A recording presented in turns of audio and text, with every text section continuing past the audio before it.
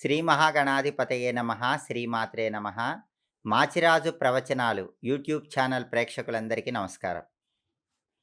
భగవంతుడి రూపాలలో ఉన్నటువంటి అంతరార్థం ఏంటో, భగవంతుడి ఆరాధన రహస్యాలలో ఉన్నటువంటి అంతరార్థం ఏంటో ఈ వీడియోలో మనం తెలుసుకుందాం. మనకి అనేక భగవత్ స్వరూపాల గురించి పురాణాలలో, వేదాలలో వర్ణించారు. ఒక్కొక్క భగవత్ స్వరూపంలో ఒక్కొక్క అంతరార్థం ఉంది. మనం ఒక దేవుణ్ణి పూజించామంటే గుడ్డిగా ఆ దేవుణ్ణి పూజించటం అనేది మంచిదే.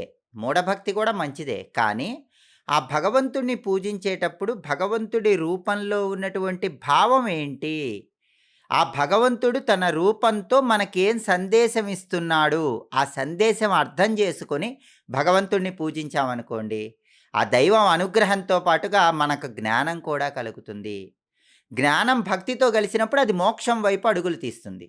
అంటే ఎవరైనా సరే ఒక దైవాన్ని పూజించేటప్పుడు ఆ దైవం రూపంలో ఉన్న అంతరార్థం ఏంటి? ఆ రూపం ద్వారా భగవంతుడు మనకేం సందేశం ఇస్తున్నాడో కూడా తెలుసుకోవాలి. దాదాపుగా భారతదేశంలో ఎక్కువ శాతం మంది శివకేశవులను పూజిస్తూ ఉంటారు. శివరూపంలో అద్భుతమైనటువంటి అంతరార్థం దాగి ఉంది. పరమేశ్వరుడికి 2 రూపాలున్నాయి. ఒకటి సగుణ రూపం. రెండవది నిర్గుణ రూపం. సగుణ రూపం అంటే అన్ని గుణాలతో ఉన్న రూపం. నిర్గుణ రూపం అంటే ఏ గుణాలు లేని లింగస్వరూపం. మరి పరమేశ్వరుడు తన రూపం ద్వారా మానవాళికి ఏం సందేశం ఇస్తున్నాడు? శివరూప వైశిష్ట్యం ఏంటో ధర్మ సందేహాల్లో తెలుసుకుందాం. పరమశివుడి రూపాన్ని మనం పరిశీలిస్తే పరమశివుడి రూపంలో శివుడు త్రిశూలాన్ని చేతిలో పట్టుకొని ఉంటాడు. త్రిశూలం పట్టుకొని శివుడు ఏం సందేశం ఇస్తున్నాడు? త్రిశూలానికి ఉన్నటువంటి 3 కొనలు కూడా సత్వ, రజో, తమో గుణాలని తెలియజేస్తాయి. అంటే ప్రతి మనిషికి కూడా సత్వగుణము, రజోగుణము, తమో గుణం అని 3 గుణాలుంటాయి. సత్వగుణం అంటే ఏంటి? నెమ్మదిగా మాట్లాడటం, ప్రశాంతంగా ఉంటాం. ఏ విషయమైనా సరే బాగా ఆలోచించి ప్రవర్తించడం. దీన్ని సత్వగుణం అంటారు. రజోగుణం అంటే ఏంటి? కొద్దిగా కోపం తెచ్చుకోవటం, పరిస్థితులను బట్టి కొద్దిగా ఆవేశపడటం. ఇది రజోగుణం. తమో గుణం అంటే కారణం లేకుండా ఎదుటి వాళ్ళను బాధ పెట్టటం, ఇష్టం వచ్చినట్టు ప్రవర్తించటం. దీన్ని తమో గుణం అంటారు. ప్రతి మనిషిలో కూడా పరిస్థితులను బట్టి సత్వగుణము, రజోగుణము, తమో గుణము ఒక్కొక్క గుణం బయటకొస్తూ ఉంటుంది. పరమశివుడు త్రిశూలం పట్టుకొని మనకేం సందేశం ఇస్తున్నాడంటే ఆ త్రిశూలానికి ఉన్న 3 కొనలు కూడా సత్వ, రజో, తమో గుణాలను తెలియజేస్తాయి. అంటే ఈ 3 గుణాలకు అతీతమైన దాని గురించి తెలుసుకో అని మనకు సందేశం ఇవ్వటానికి త్రిశూలం పట్టుకున్నాడు. ఈ 3 గుణాలకు అతీతమైనది ఏంటంటే ఆత్మ. మనిషి అంటే శరీరం గాదు. మనిషి అంటే పైకి కనిపించే కన్ను, ముక్కు, చెవి, నాలుక, చర్మం గాదు. మనిషి అంటే ఆత్మ. లోపల ఉన్న ఆత్మ గురించి తెలుసుకో. ఆ ఆత్మ 3 గుణాలకు అతీతమైంది అని చెప్పటానికి సంకేతంగా 3 కొనలున్నటువంటి త్రిశూలాన్ని పట్టుకొని పరమేశ్వరుడు అందరికీ దర్శనమిస్తున్నాడు. అలాగే పరమేశ్వరుడికి త్రినేత్రం ఉంటుంది. మూడో కన్ను ఉంటుంది. మరి మూడో కన్నుతో మనకేం సందేశం ఇస్తున్నాడంటే, ఒకప్పుడు మనుషులకు కూడా మూడో కన్ను ఉండేది. కానీ కాలక్రమంలో ఏం జరిగిందంటే, మనిషికున్న కామము, కోరిక వల్ల ఆ మూడో కన్ను మూసుకుపోయింది. అందుకే ఇప్పుడు మనుషులందరికీ కేవలం 2 కళ్ళే ఉన్నాయి. పరమశివుడు త్రినేత్రం కలిగి ఏం సందేశం ఇస్తున్నాడంటే, ప్రతి మనిషి కూడా కామాన్ని జయించాలి. కామాన్ని అదుపులో పెట్టుకోవాలి. ఆ కామాన్ని అదుపులో పెట్టుకున్నప్పుడు ప్రతి మనిషికి కూడా ఈ జ్ఞాన నేత్రం అంటారు. మూడో కన్ను తెరుచుకుంటుంది. ఆ మూడో కన్ను తెరిచే విధంగా, జ్ఞానాన్ని పెంచుకునే విధంగా కామాన్ని పోగొట్టుకో అని చెప్పటానికి త్రినేత్రం కలిగి ఉన్నాడు. అలాగే శివుడు ఒళ్ళంతా కూడా బూడిద రాసుకొని ఉంటాడు. దీనిలో ఉండే భావం ఏంటి? ఈ శరీరం మీద మమకారాన్ని విడిచిపెట్టు. శరీరం అశాశ్వతం, ఆత్మ శాశ్వతం. జీవితంలో ఏది శాశ్వతం కాదు. మమకారం వదిలిపెట్టు అని చెప్పటానికి ఒళ్ళంతా బూడిద రాసుకొని ఉంటాడు. అలాగే బూడిదకి ఇంకో లక్షణం కూడా ఉంది. అదేంటో తెలుసా? ఈ ప్రపంచంలో ఏ వస్తువైనా సరే పూర్తిగా కాలిపోతే మిగిలేది బూడిదే. అంటే ఏ వస్తువైనా సరే చివరికి కాలిపోవాల్సిందే, చివరికి నశించిపోవాల్సిందే అని చెప్పటానికి, మమకారాన్ని పోగొట్టుకో అని చెప్పటానికి ఒళ్ళంతా బూడిద రాసుకొని ఉంటాడు. అలాగే శివుడు జటాజూటం పైన గంగమ్మను ధరించి ఉంటాడు. గంగమ్మను ఎందుకు ధరించాడు? భగీరథుడు దివి నుంచి భువికి దిగి వచ్చేటప్పుడు గంగా ప్రవాహాన్ని అదుపులో ఉంచడానికి పరమశివుడు గంగమ్మని తన జటాజూటంలో బంధించాడు. మరి పరమేశ్వరుడు గంగను ధరించి ఏం సందేశం ఇస్తున్నాడు? గంగ అంటే అది జ్ఞాన గంగ అని అర్థం. జ్ఞానాన్ని పెంచుకో. నీ జ్ఞానం అనేది గంగా ప్రవాహంలాగా ఉండాలి అని చెప్పటానికి పరమశివుడు గంగమ్మను ధరించి భక్తులందరికీ అనుగ్రహాన్ని ఇస్తున్నాడు. అలాగే పరమేశ్వరుడు ఎప్పుడూ కూడా 3 విభూతి రేఖలను ధరించి ఉంటాడు.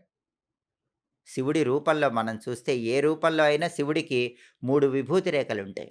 మరి శివుడు 3 విభూతి రేఖలు ధరించి అందరినీ కూడా 3 విభూతి రేఖలు పెట్టుకోమని సందేశం ఇస్తున్నాడు. ఏంటా 3 విభూతి రేఖలు? ఆగామి, సంచిత, ప్రారబ్ధ కర్మలకు సంకేతమే ఆ 3 విభూతి రేఖలు. ప్రతి మనిషికి కూడా 3 కర్మలుంటాయి. ఆగామి, సంచిత, ప్రారబ్ధ. ప్రారబ్ధం అంటే ఏంటంటే మనం క్రితం జన్మల్లో ఎన్నో పాపాలు చేసుంటాయి. మనం చేసిన పాపాలన్నిటి వల్ల ఇప్పుడు బాధలు పడుతూ ఉంటాం. వాటిని ప్రారబ్ధ కర్మలు అంటారు. సంచిత కర్మలంటే ఏంటంటే మనం ఈ జన్మలో ఎన్నో పాపాలు చేసుంటాం. ఆ పాపాల వల్లే ఎన్నో బాధలు పడుతూ ఉంటాం. వాటిని సంచిత కర్మలంటాం. ఆగామి అంటే ఏంటంటే మనకింకా జన్మలుంటాయి గదా! ఆ జన్మల్లో గూడా మనం తెలుసో తెలియకో తప్పులు చేస్తాంగా. వాటి వల్ల మనకు కొన్ని కర్మలొస్తాయి కదా!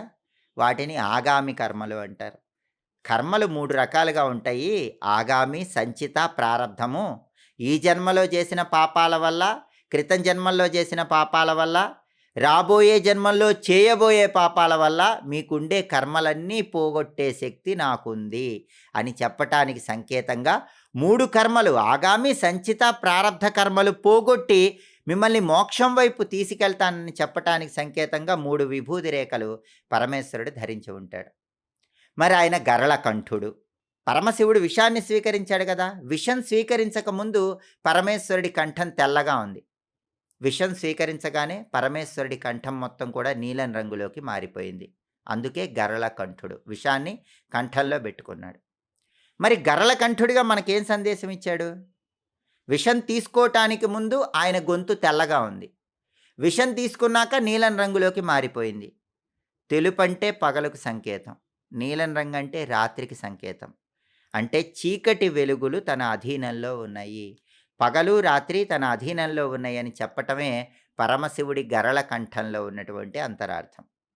అలాగే పరమశివుడు ఒంటి నిండా సర్పాలు ధరించి ఉంటాడు. మెడలో సర్పం వేసుకొని ఉంటాడు. మరి సర్పాలు ధరించి ఏం సందేశం ఇస్తున్నాడు? నీకు కోరికలన్నీ సర్పాల్లాగా బుసలు కొడుతూ ఉంటాయి. సర్పాల్లాగా బుసలు కొట్టే కోరికలు అదుపులో పెట్టుకో. అవి అదుపులో పెట్టుకున్నప్పుడే నీ జీవితం తరింపబడుతుంది అని చెప్పటానికి సర్పాలు ఒంటి నిండా ధరించున్నాడు. అలాగే సర్పం అనేది మనిషి శరీరంలో ఉన్న కుండలిని శక్తికి సంకేతం. కుండలిని శక్తి సర్పాకారంలో ఉంటుంది. దాన్ని జాగృతం చెయ్యి అని చెప్పటం కూడా పరమశివుడి సర్పాలను ధరించటంలో ఉన్నటువంటి అంతరార్థం. అలాగే పరమేశ్వరుడి జటాజూటం అనేది ప్రకృతికి సంకేతము. ఎప్పుడైనా సరే పరమేశ్వరుడి జటాజూటం ప్రకృతికి, మేఘానికి సంకేతం. మేఘాలు వర్షాన్ని కురిపించినట్టు ప్రకృతిని సస్యశ్యామలంగా ఉంచుతానని చెప్పటానికి సంకేతంగా పరమశివుడు జటాజూటాన్ని కలిగి ఉండి భక్తులందరికీ తన అనుగ్రహాన్ని ఇస్తున్నాడు. అలాగే పరమశివుడు చేతిలో జింకను పట్టుకొని ఉంటాడు. అగ్నిని ధరించి ఉంటాడు. అలాగే పరమశివుడికి లింగరూపం ఉంది. పులి చర్మాన్ని ధరించి ఉంటాడు. జింక చర్మం కలిగి ఉంటాడు. వీటన్నిటిలో ఉన్నటువంటి అంతరార్థం ఏంటో తర్వాతి కార్యక్రమంలో తెలుసుకుందాం. మాచిరాజు ప్రవచనాలు యూట్యూబ్ ఛానల్ ద్వారా ప్రతి భగవంతుడి రూపంలో ఉన్నటువంటి అంతరార్థం ఏంటో, ఆ భగవంతుడి పూజల్లో ఉన్నటువంటి సందేశం ఏంటో వీటన్నిటి గురించి తెలుసుకోవాలంటే మాచిరాజు ప్రవచనాలు ఛానల్ని తప్పకుండా సబ్స్క్రైబ్ చేసుకోండి. మా వీడియోస్ మీకు నచ్చినట్లయితే మా ఛానల్ని లైక్ చేయండి, కామెంట్ చేయండి. మా ఛానల్ వీడియోస్ 10 మంది మిత్రులకు షేర్ చేయండి. మా ఛానల్ని సబ్స్క్రైబ్ చేసుకోండి. పక్కన ఉన్న బెల్ సింబల్ నొక్కటం మాత్రం మర్చిపోకండి. సర్వే జనాః సుఖినో భవంతు. స్వస్తి.